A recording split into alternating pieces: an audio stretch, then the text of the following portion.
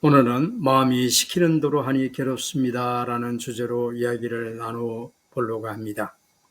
우리는 살면서 욕심과 어리석음 감정 등에 휩쓸려 행동하게 되고 그로 인해 마음의 상처와 괴로움을 경험하곤 합니다. 먼저 우리는 태어날 때부터 욕심과 어리석음 같은 성향을 갖고 태어납니다. 이 성품들은 부모님이 가르쳐주지 않아도 자연스럽게 드러나는 것들이죠. 예를 들어 아이가 짜증을 부리거나 화를 내는 모습, 욕심을 부리는 모습은 부모님도 공감하실 겁니다. 이 성품들은 어른이 되어서도 마찬가지로 우리 안에 자리 잡고 있습니다. 이러한 성품들은 자신을 유혹하고 순간의 감정에 휩쓸리게 만듭니다. 그리고 그 결과는 후회와 괴로움으로 이어지죠. 뉴스에서도 종종 감정에 휩쓸려 잘못된 선택을 하는 사례들이 보도됩니다. 예를 들어 분노를 표출하거나 충동적인 결정으로 큰 소신실을 입는 모습들입니다. 이처럼 마음이 시키는 대로 행동하는 것은 일시적인 해소를 줄 수 있지만 장기적으로 보면 자신을 더 힘들게 만들기도 합니다. 그렇다면 어떻게 하면 이러한 감정을 잘 다스리고 평온한 마음을 유지할 수 있을까요? 그것은 바로 마음챙김 명상을 하는 것입니다. 요즘 인기 있는 프로그램인 A채널의 탐정들의 비밀을 보신 적이 있으신가요? 지난 8일 방송에서 다뤄진 충격적인 사건 이야기를 간략하게 소개해 드리자면 결혼을 앞둔 의사인 애비신랑과 관련된 의뢰가 들어왔습니다. 유명 스포츠 아나운서인 애비 신부는 SNS에 결혼 소식을 알리던 중 한 누리꾼이 애비 신랑이 강남 유흥업소 VIP라는 메시지를 보내 파혼 위기에 처하게 되었죠. 하지만 탐정 조사 결과 메시지 속 유흥업소 VIP는 바로 애비 신랑이 아닌 애비 시아버지였던 것으로 밝혀졌습니다.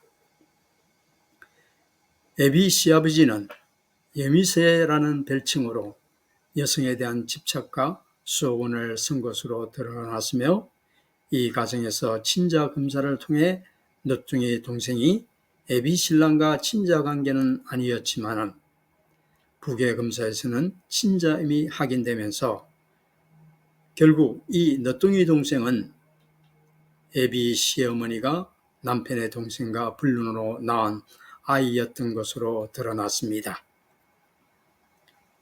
이 사건이 진실이 드러나면서 큰 배신감에 빠졌고 가족 간의 비밀과 욕망이 얼마나 파괴적인 결과를 초래할 수 있는지 보여줍니다.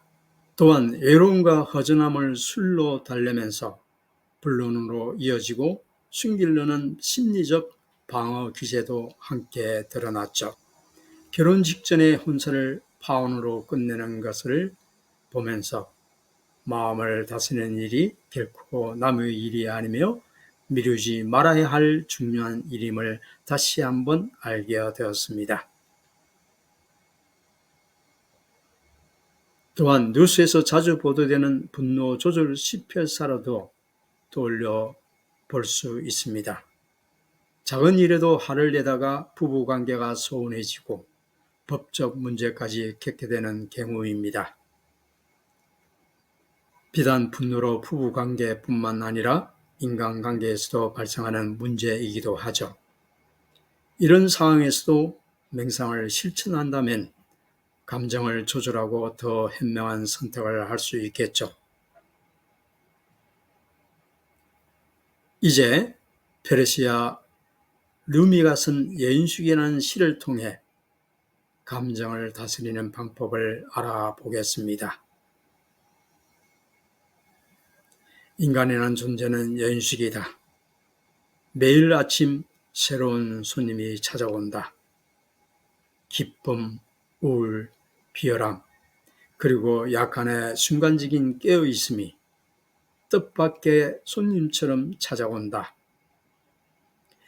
그 모두를 환영하고 맞아들이라.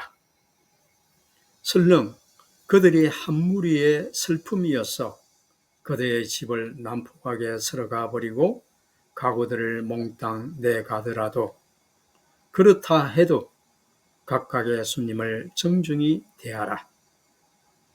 그들은 어떤 새로운 기쁨을 주기 위해 그들을 청소하는 것인지도 모르니까.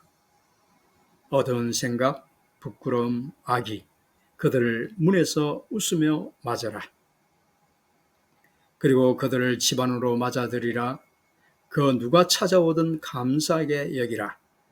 모든 손님은 저 멀리에서 보낸 안내자들이니까. 이 시를 맹상의 관점에서 보면 대상을 알고 지켜보는 마음을 집중이라 생각하고, 어떤 감정, 느낌이든 손님, 대상으로 생각하면서 반갑게 맞이해서 보내는 것입니다.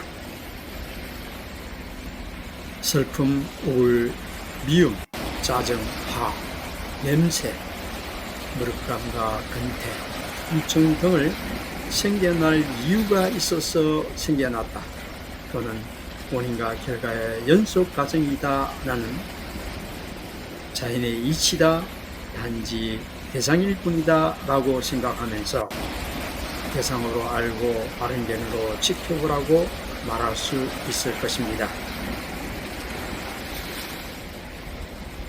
어떤 감정이든 손님으로서 자연스럽게 찾아오는 것임을 인정하고 수용하며, 몸과 마음에서 무엇이 일어나든 상관하지 말고 있는 그대로 알고 지켜보는 연습이 필요하다는 메시지입니다. 슬픔이 밀려오거나 화가 치밀 때 그것들을 표출하거나 억누르기보다 이것도 자연스러운 감정이구나, 또는 마음의 작용이구나 라고 인정하고 알아참과 바른 견해로 관찰하는 태도를 가지는 것이죠. 명상은 단순히 앉아서 호흡, 감각 등을 지켜보는 것뿐만 아니라 일상생활 속에서도 몸과 마음의 대상들을 알아차리고 관찰하는 연습입니다. 예를 들어 일상생활에서 설거지를 하거나 청소를 하거나 샤워하거나 산책을 할 때, 또는 말하거나 생각할 때도 이를 자각하고 지켜보는 것이죠. 여러 연구 결과에 따르면 명상은 스트레스 완화, 집중력 향상, 감정 조절 능력 향상 등 다양한 효과가 있습니다. 하루 10분만 투자해도 큰 변화가 일어날 수 있으니 꾸준히 실천하는 것이 중요합니다.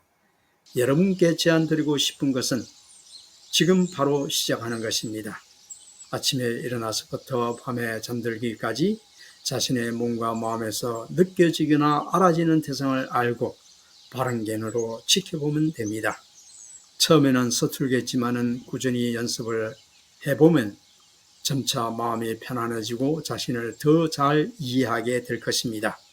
오늘 이야기의 핵심은 마음의 노래로 살지 말고 마음의 주인으로 살기 위해서는 마음챙김 명상을 실천해야 한다는 것입니다. 감정에 휩쓸리기 쉽지만은 그 감정을 인지하고 알아차림과 지혜로 관찰하는 연습이 우리를 더 평화롭고 현명한 삶으로 이끌어줍니다. 여러분도 오늘부터 작은 습관 하나, 마음챙김 명상을 시작해 보세요. 마음을 평화를 찾는 길은 멀지 않습니다. 함께 실천하며 더 행복한 삶을 만들어 가시기 바랍니다. 오늘도 함께 해주셔서 진심으로 감사드리고요. 앞으로도 여러분의 마음 건강을 위해 언제든지 도움드리겠습니다.